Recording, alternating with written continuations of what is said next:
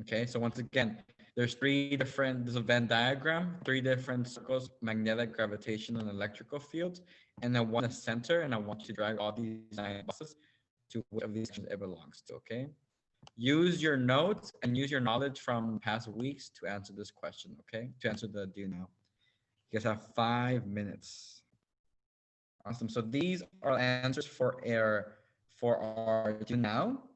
We know they all have three characteristics in common. We know magnetic and electric fields, they have similar characteristics because they have a really good relationship. And these are gravitational fields. They're the only ones that have that can only be attractive and have a large mass. Okay. This is a quizzes lesson. So this is not your assignment. So this is not for a grade. It's just a lesson to review and learn the necessary things we need to learn about magnetic and electric fields. Okay. So I'm gonna stop sharing since technically we don't need it.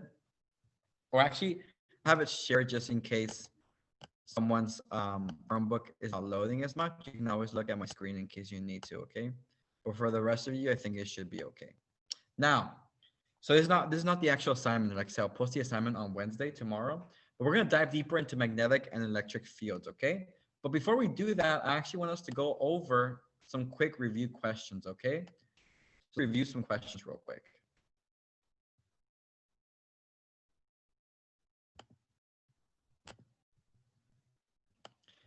Please fill in the blank.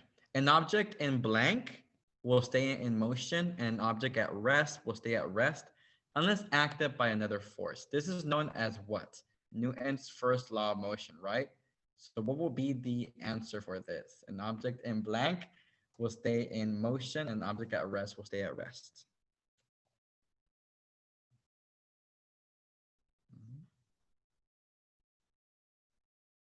Mm, mm, mm, mm, mm.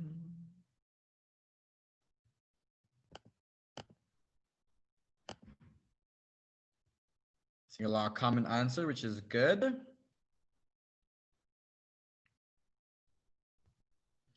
Maybe gonna give you guys about maybe a couple more seconds. If you don't remember, it's okay. Don't worry. Like I said, we're here to review it, and like I said, this is not for a grade. Okay, so just try your best. Okay, I'm about to end this question.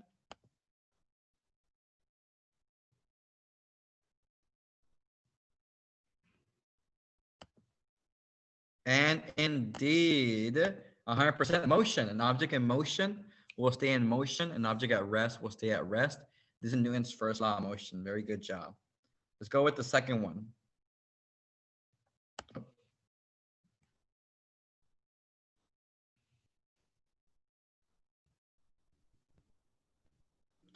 So energy cannot be transferred. Sorry, energy cannot be created or destroyed. It can only be transferred. So that means that if I start off with 100 joules of energy, how much am I going to have at the end?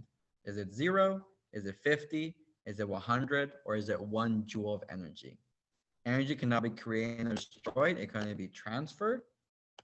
That means that if I start with 100 joules, how much will I end up with?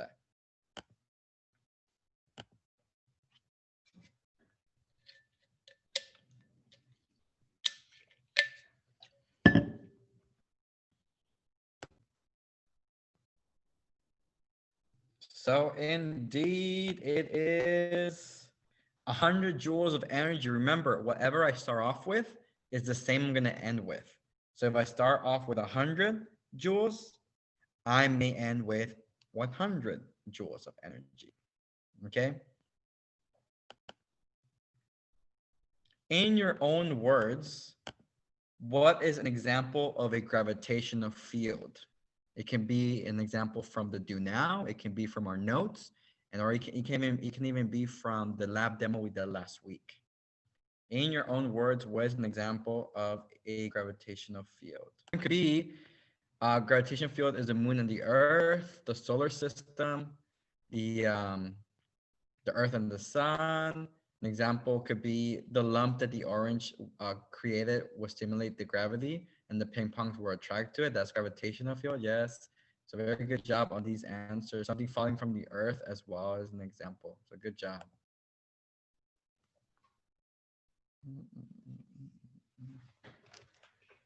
And just an example that I put was that the Earth's gravitational pull keeps the moon in orbit. So the moon being in orbit with the Earth, that is an example of a gravitational field as well.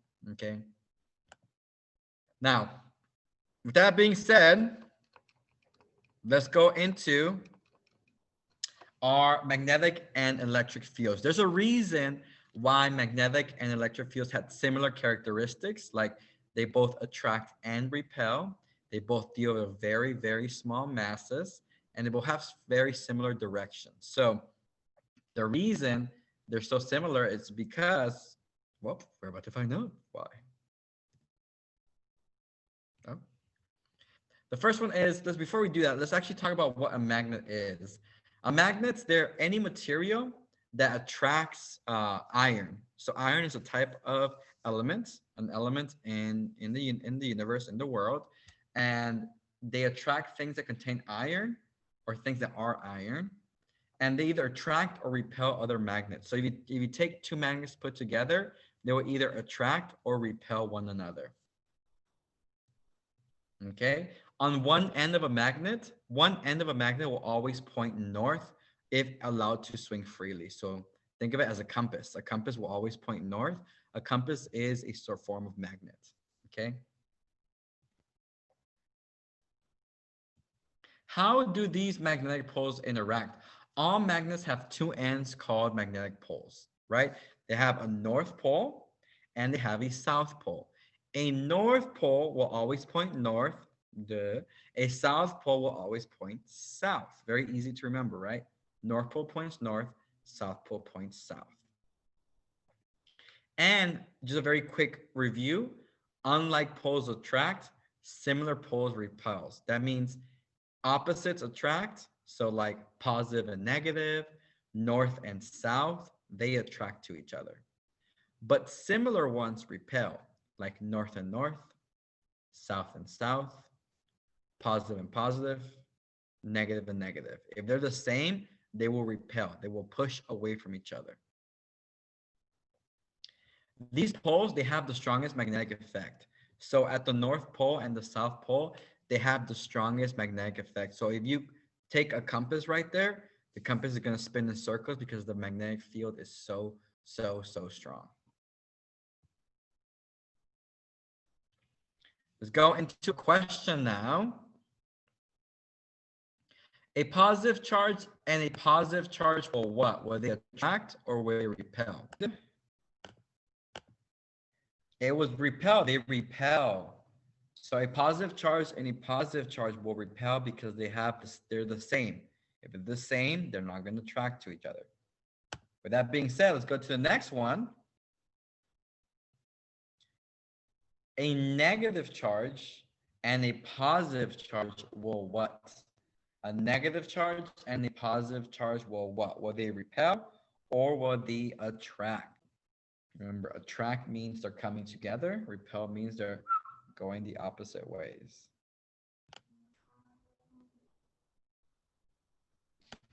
And they attract. Remember, if a negative charge and a positive charge will attract because they're opposites. They're separate.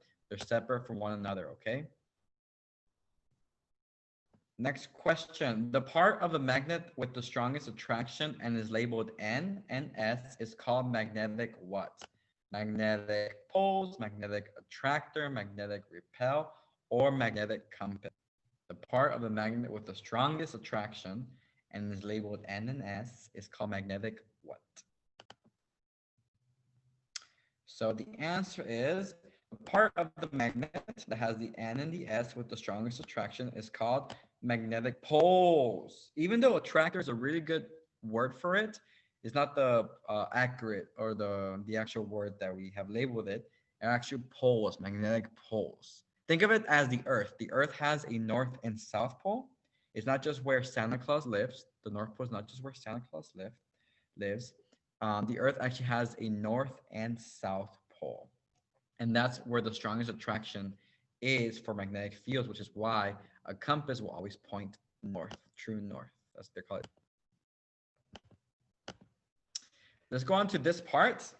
What are magnetic fields like? What are they like? Well, a compass, remember, is a device that has a magnet on a needle that spins freely. This magnet will always point north, okay? So if you get lost, use a compass, it will always point north.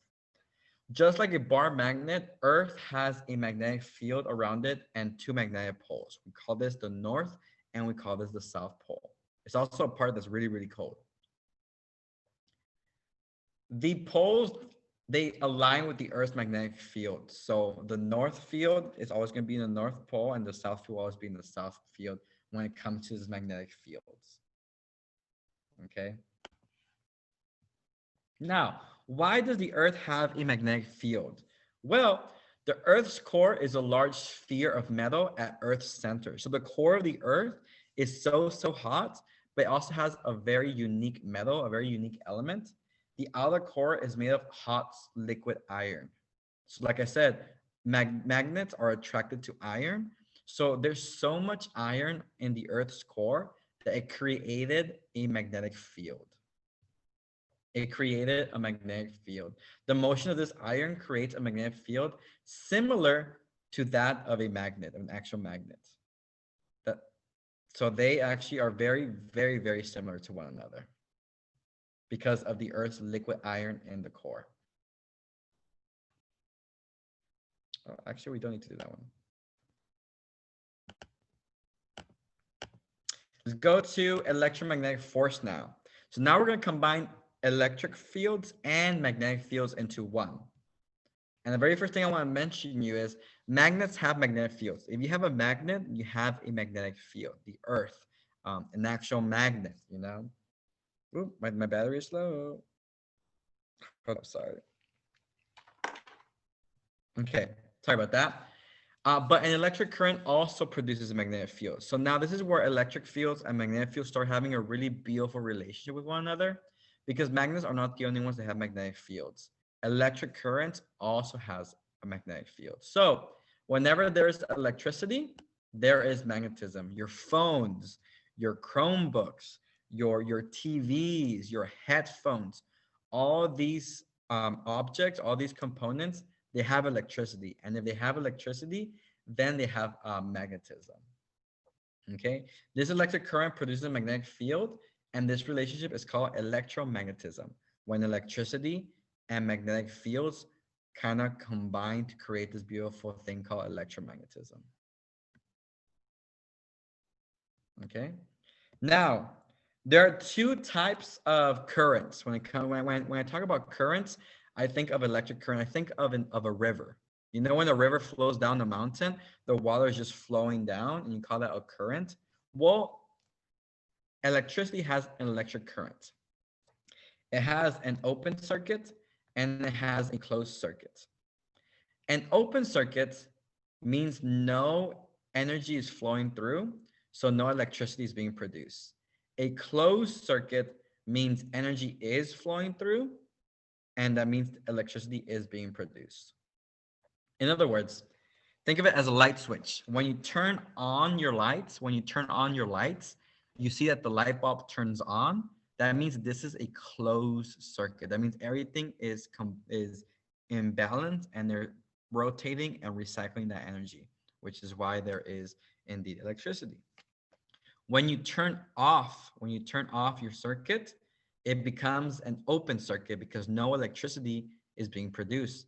Since there's a missing component, there can be a circular motion happening constantly. So open circuit, no electricity. Closed circuit, yes, there is electricity. Okay. And let's see if we can answer this question. The question is, the battery is what of energy? When you use a battery, what is it? Is it a wire? Is it a source? Is it a negative? Is it a repellent? What is a battery? What do you use it for? Fill in the blank.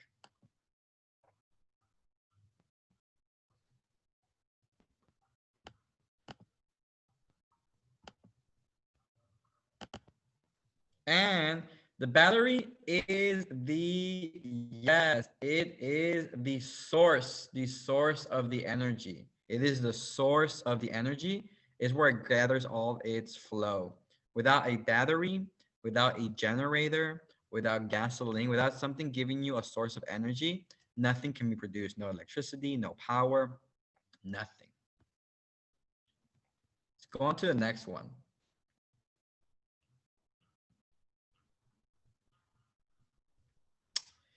Is this an open circuit or a closed circuit?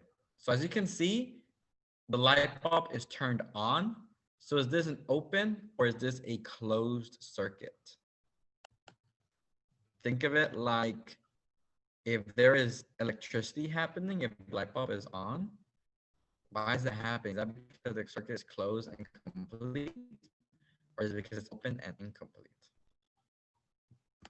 Okay. Give you a couple more seconds, maybe about 15 more seconds.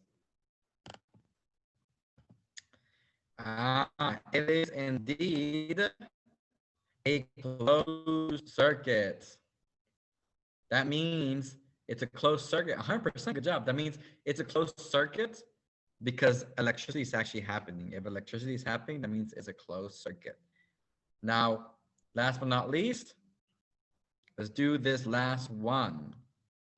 Is it open or is this a closed circuit?